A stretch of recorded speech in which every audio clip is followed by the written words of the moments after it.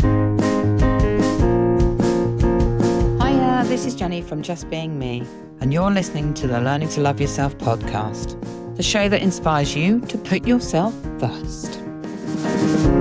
Learning to love yourself on the path to happiness. Learning to love yourself on the path to happiness. Today, I'm sitting with Catherine, who is also a self-care coach. Oh, hi. Thank you, Jenny. It's a real pleasure to be here. So I am Catherine. At the moment, I have a bit of a dual life because I still work full-time in the NHS, but I am also setting up my business as a women's empowerment coach to help women, mostly career mums who have been through a similar journey to me, to realise that they can have successful and fulfilled lives. And that very much includes self-care needs and making sure that they're met. So this is absolutely perfect for how I approach this. And I think I have a slightly unique way of approaching self-care that I'm really excited to talk to you about. Was there a pivotal moment in your life where you suddenly thought to yourself, do you know what, actually, I need to stop and put some self-care in? Because as women, we're very good at just doing, aren't we? We just get on and we just do. Yeah. And I can remember a really a defining moment. At that point, it was almost too late, really. So I suffered a burnout breakdown about 5 years ago. And my defining point came when I was having some CBT. And my therapist and I were having a conversation, and I'd said, I just want to go back to being my old self. When's that going to happen? And he looked at me and went, that's absolutely not what you want to do, because that old self got you here. And what I'd been doing, and I had this conversation with him at the same time, I'd been doing self-care in inverted commas and ticking it off the list. And that pretty much it's like buying the gym membership and never getting to the gym. I think that's how I'd describe it. So that was my realization that self-care had to be more than just putting it on a list and ticking it off because you'd done 2 minutes of mindfulness or something on whatever app. Absolutely. So that was my defining moment. And that was 5 years ago.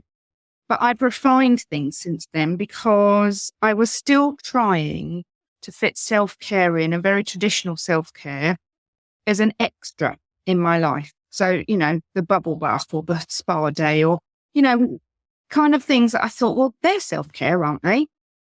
And now I'm starting to look at it a bit different about it being really integrated into my life. Like almost every minute, every hour, I can do something that's self-care. Self-care doesn't need to be that long thing.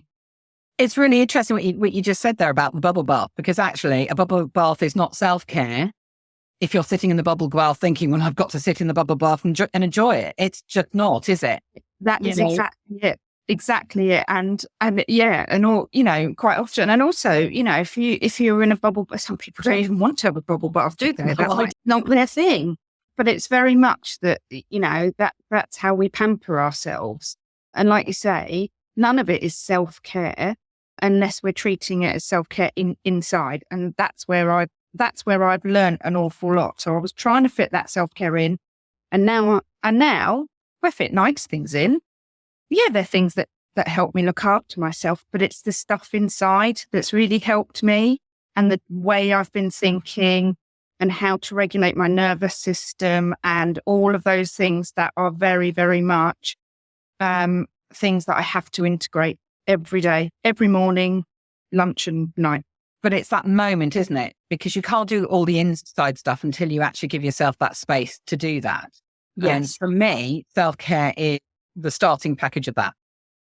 And actually, you need to find the things that are self-care for you. And once you've found those, then you can start looking inside and identifying what's going on for you. Yeah. But until you can actually sit down and say, yeah, look, I'm going to do the self-care, and that needs to come first before everything else, you can't look at the inside you, because you're still not giving yourself enough time to be able to do that. Would you agree? Yeah, absolutely. And that creates this moment of awareness. And we need to put pauses into our life where we can create our own self-awareness. I think people try and avoid that sometimes, because self-awareness might mean seeing pain or discomfort or feeling pain and discomfort. And we don't want to feel that, do we? We don't want to feel upset, pain, and discomfort. We want to move away from that. So quite often, people think self-care is distraction, and it's not distraction. And we have to teach others. And I think you and I probably come from the same place on that. We need to teach ourselves what real self-care is, and it is the inner stuff. It's not necessary. It's not having a manicure or a facial. No, but from my perspective, actually, if you're in that place at that moment in time and you're not in a place where you're not at home and you can go off and you can do some meditation or whatever, if you're in that place of struggling, distraction can help as a short-term measure. It's just it's not going to be to solve it in the long term. But if you're in a place of actually, I can't do do the thing that actually really supports me here, and you just need to get yourself to that place, distraction can work until then. So all of these things are little things, but they can be surface things until you're ready to go underneath. So it is, as you said before, tick, tick, tick. I'm doing this. Why don't I feel better? Because in the long run, actually, that ticking, that doing has to mean something more than a process of ticking off the list, doesn't it? Yeah, and really, ideally, it would lead to something else. So it's not just tick, I've done it, tick, I've read the book. It's about the intention and the action that you've been able to take. Absolutely. And I think you need to learn some of that. You need to go on that journey, and it's not linear by any means. It's up, down, back, forth, all around. And sometimes you think you cracked it. Sometimes I think I'm an expert at this. But if I tell people sometimes I think, what am I doing? I don't know what I'm doing. And I have to then, I know we're coming on to this, but I have to then go back to my basic things. But, I still wake up in the morning and sometimes feel bad. What I would say bad, I wake up and think, back to the cycle. And then, now what I can do is I can put in a whole load of tools. I've got a real menu of options. I don't have to do the same thing every day. My way is I'm different every day. So the tool I may need might be different. Necessarily same thing every day. I might be tired. I might be hormonal. I might be angry and upset because something annoying has happened at work. I need something different. What I find now is by doing the work and being habitual and repeating, what I find now is when I apply a tool, when I use something, be it meditation, I don't do an awful lot of meditation. I do more active meditation. But journaling or something, I can do it really quickly. Isn't it? Isn't the fact that actually people seem to think that because we practice self-care, because we practice looking after ourselves, because we're on that journey to realizing who we are and what we need to do to be able to move away from the old negative patterns, doesn't mean that we're just going to be happy all the time. But actually life still very much has its ups and downs, and we need those ups and downs, don't we? Yeah, we do. And it's part of being part of a human experience, to have an up and to have a down. Yes, absolutely. So do you have a daily regime, or do you just put your self-care into place ad hoc? I do things daily. What I don't do is say, right, as soon as I get up, I have to do this. So I'm a bit more intuitive about how I'm feeling. I've had my cup of tea and set myself up for the day. I have a multitude of notebooks, and I always have a notebook and pen. So I'm always writing stuff down. And whether that is journaling in it, in the sense of doing some emotional reflection or something, or whether it's just getting a load of stuff out of my head because I've got a million things to do, I always have something where I can write something down. I surround myself with lots of quotes and words and positive things because I'm very much about immersing yourself in this sort of, the state you want to be in. So I can see, I change my phone. It's on my phone that I have a message on my screen that will tell me, remind me. I have a success journal that I write, and like I said, I don't do everything at the same time every day, but I do have some non-negotiables, walking, doing some steps, stuff like that. I really feel it if I don't do it. Hydration, having my big bottle of water. And I call them my sort of minimum sort of standards, I guess. They're my absolute minimum for me to get through. And then anything else is a bit of a bonus. And one of the most wonderful things that I found by doing these interviews is the fact that nobody's got the same regime. And for everybody, they do it slightly differently, because that's one of the most important things that we have to get through to ourselves is you are uniquely you, and what supports you will not always support somebody else. It's about giving those ideas across. And that's what part of the reason for this podcast is for people to understand. But yeah, we're also very, very different. So one size is not going to fit. Oh, somebody else going off and journaling, it's not going to work for them. I'm a big believer in breath work. I breathe quite differently now to a year ago. And so for somebody else, that might not work. But for me, that's one of my staples in the fact that if I don't do my breath work, my day's out of kilter. Yes. And I completely agree with you. The breath is just the most fascinating thing, isn't it? It's one of the only autonomous functions of the body we can take control of, and it's with us all the time. And I do a lot of breath work, not just when I'm feeling stressed. And that's one thing I would say is I don't wait until I'm stressed to do these things. Absolutely. I'm also not rigid in telling myself off if I miss doing a thing, but I do them as I go through the day. And therefore, I consider myself as training whether it's my polyvagal nerve or my nervous system or my brain or whatever it is, I'm training it like a muscle, like you would go to the gym, that sort of mind gym, that you're doing it on an ongoing basis. I think doing it little and often is much better than kind of saying, right, well, this weekend I'm going to go off to a retreat and then I won't do anything else for 3 months. It has to be consistent, doesn't it? It doesn't necessarily mean to say that has to be consistent in the same amount each day, at the same time each day. It can be if that's the way it works for you, but also it just has to be consistent. So you actually might say, right, I'm going to do my self-care. I'm going to give that to myself once a week, but do it once a week. Mm-hmm. I would advocate doing self-care every single day because but you can't just suddenly jump into doing it that way. When you're building it up, you need to do it a little bit at a time. Absolutely. And try, experiment, get a bit curious about, do I like doing yoga nidra or meditation? Do I like doing it guided or unguided? There's so many things to try. And I know, but I still learn, and I'm still always on the lookout. I know I prefer a guided meditation to unguided. My brain will go all over the place if it's unguided, and then it's not really working. I also enjoy being out in nature and doing photography and getting a bit of creativity in and things like that. So I try. There's a framework called the Human Givens. I don't know if you've ever heard of it, but the Human Givens is really interesting because it suggests that we need 9 particular innate needs to be met to be balanced and have a balanced well-being and be healthy. And actually, I consider that as self-care. They are things like having attention and giving attention, being part of a community. But those things, they're none of them are way out, are they? They're all very natural, normal things. It's amounts of sleep, but it's things that we do because actually good quality sleep is self-care.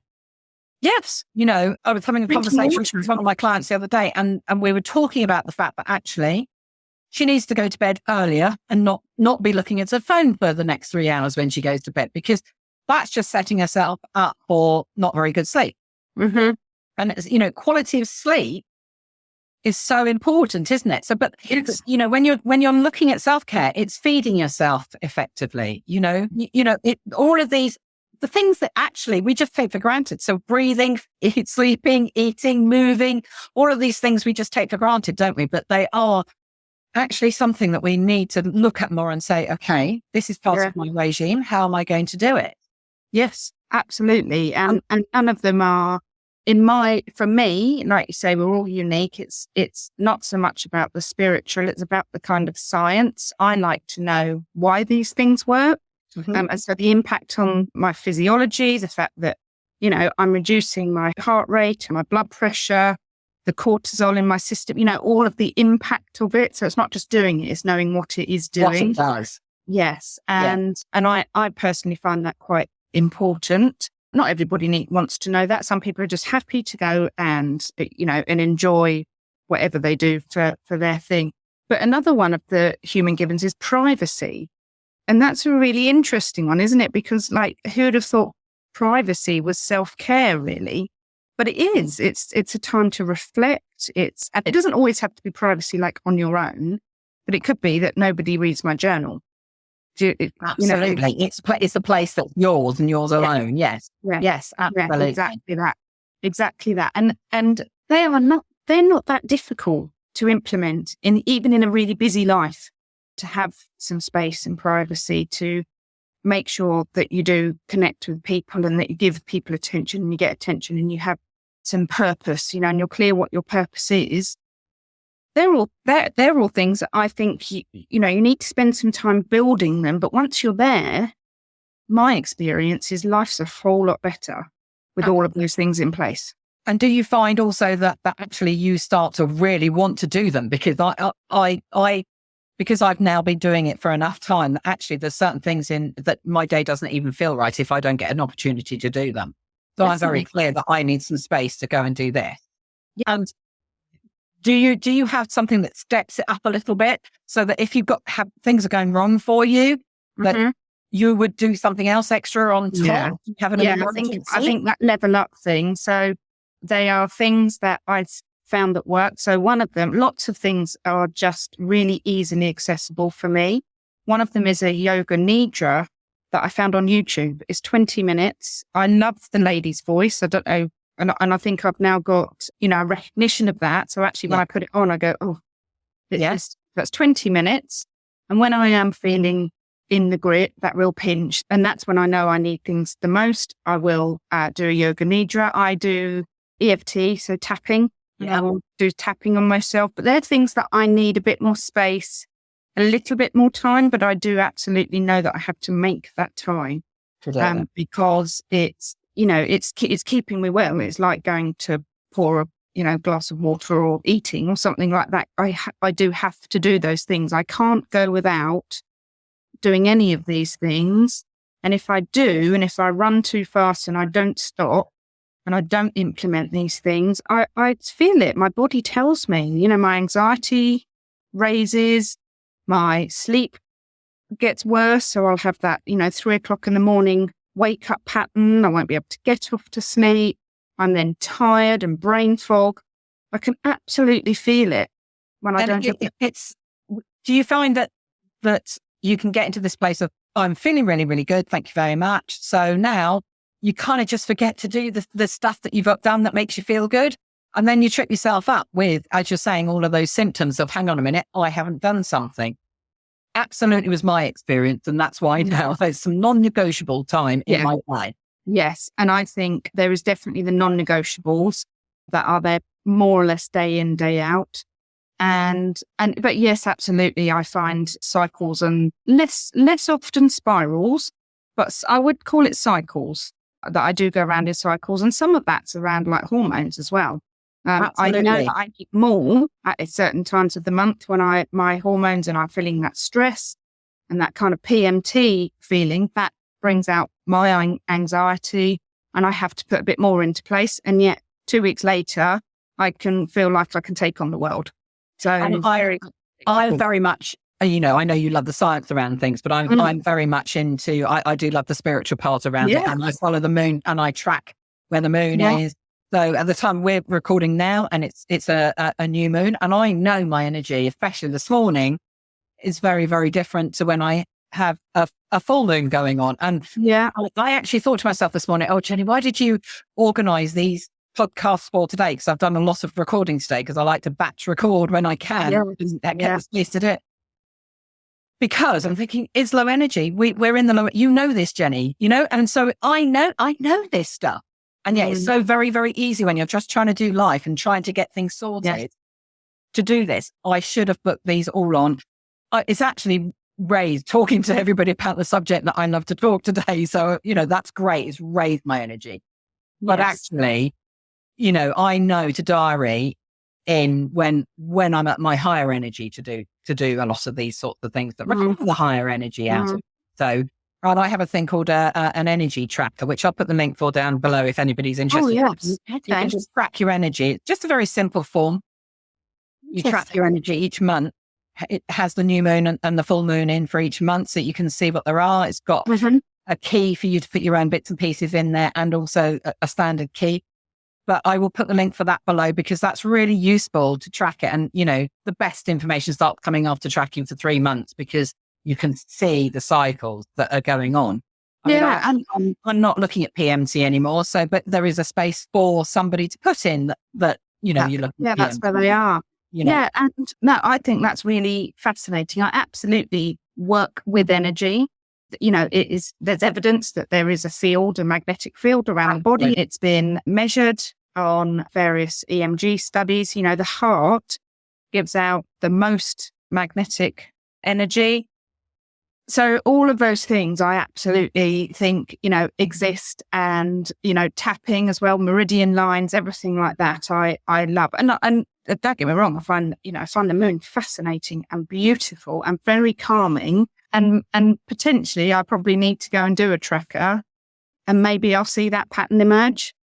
It's a really interesting process. I mean, my husband has ME, and I've been doing this tracker now. I brought it out about 6 months ago, and he, a couple of months went, oh, that might be useful for me. And I was thinking, you think?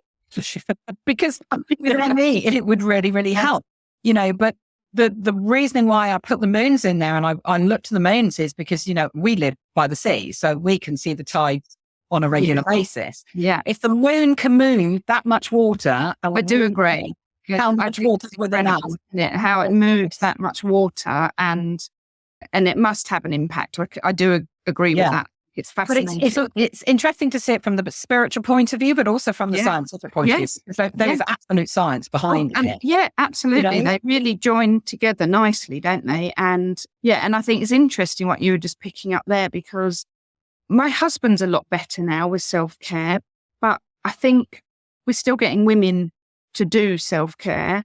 And I think it, and children, I try and break the cycle, and with my son, and I've taught him to use his breath and tapping and all of those things. But I do my self-care regardless. So I do an energy practice of Qigong, and I love it. And so there's me with arms flying around and swirling around the kitchen in some way, and my husband and son like, what are you doing now? And that would have worried me before, but now I think I don't care. It makes me feel better. And I think that's definitely when you're working with me, and I'm presuming with you, is you recognize the uniqueness of us, and the fact that we can't all be, I used to be a really big people pleaser. And that was the thing that really got me to my lowest point, was I was just all these different people for all different types of people. Yeah. And now I am me. And actually, it's okay to have different opinions. It's okay to think differently. Yes. And, some of the very best people around me think completely differently to me. Yeah. I think that's what makes it work.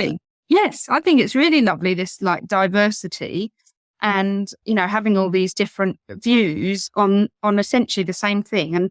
And fundamentally, I do think if somebody thinks something will make them feel better, even if it's, as long as it's not harmful, and it's not sort of like, I think, drinking tons of alcohol is going to make me feel better, because it's not. But if it's, I don't know, I can't even think of something like a bit crazy and a bit out there, but if that makes them feel better, it will make them feel better. That's it. But it's as easy as that. So for me, the breathing and this and that, but for someone else, it might just be, I don't know, painting their nails green. And they think, well, I feel great when I've got green nails. And it's like, brilliant. If you believe it, and if you believe it enough, it will work.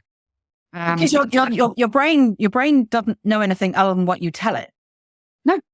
So again, your brain's a muscle, isn't it? So, and if you keep telling your brain that I feel at my best when I've painted my nails green, that's what your brain will believe.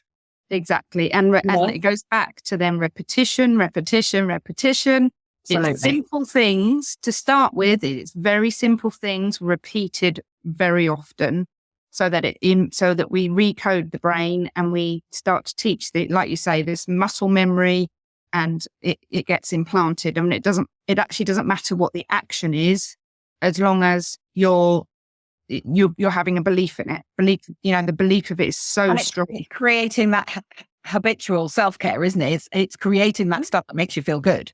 Yes, Catherine, you and I could sit here for hours and hours. We really could. We really could. It's been lovely. Really, really.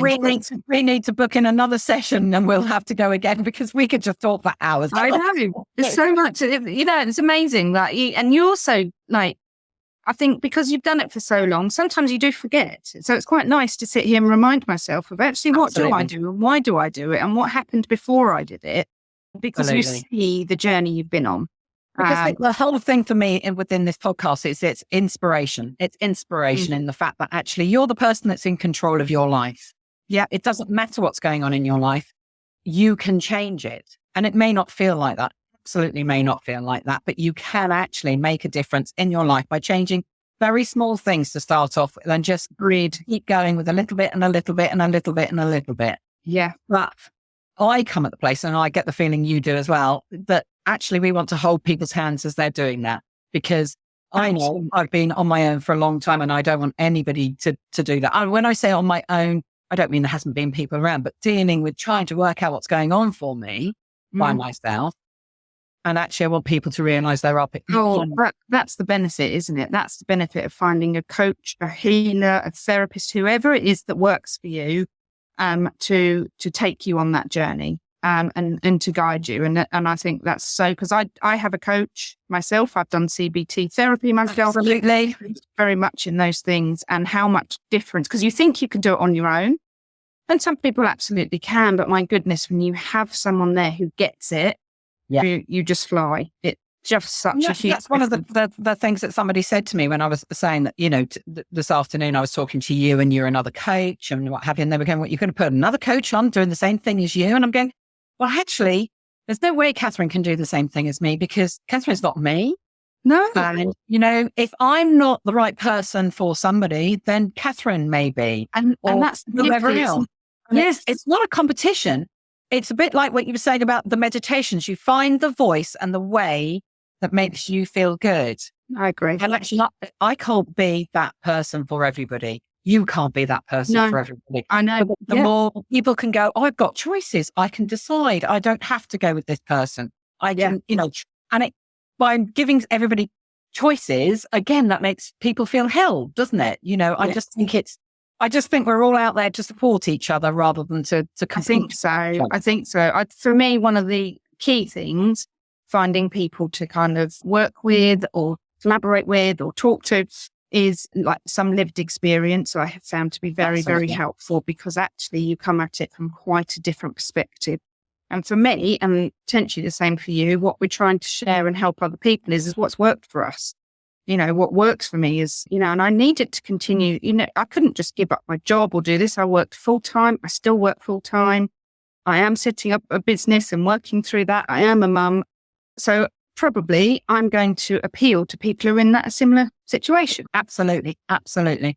But you never know who you're going to appeal to, do you? As you say, with meditations, there are some meditations that I get onto and think, no, I can't listen to your voice. I've got myself all settled and I'm listening. And it grates, doesn't it? And I agree. We're going to have to wrap this up. We need to get together and chat again. So what I want you to do now is just share who you are, what your business is called, where people can find you. And what we will do is put all of that information in a written format down below the podcast. If you're on YouTube, we'll put it down again down below so that it's accessible. Of course. So you'll find me hanging out on Facebook and Instagram mainly, and a bit more on LinkedIn now. So you'll find me at Simply Enough As You Are. That's my Facebook page, and Instagram is simply_enough_as you are. So you'll find me in both of those places.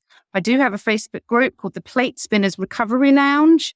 And it's for busy people to come and just hang out and, support and get some advice. And, I tend to show up in there a bit. But I'm doing one-to-one work. I'm doing some in-person workshops, and hopefully soon I'll have some stuff online as well. Absolutely lovely to talk to you, Catherine, and we will be chatting again. Thanks for listening today. If you'd like to know more, you can find all the links down below. Oh, and don't forget to press subscribe so you can catch the next one. See you soon.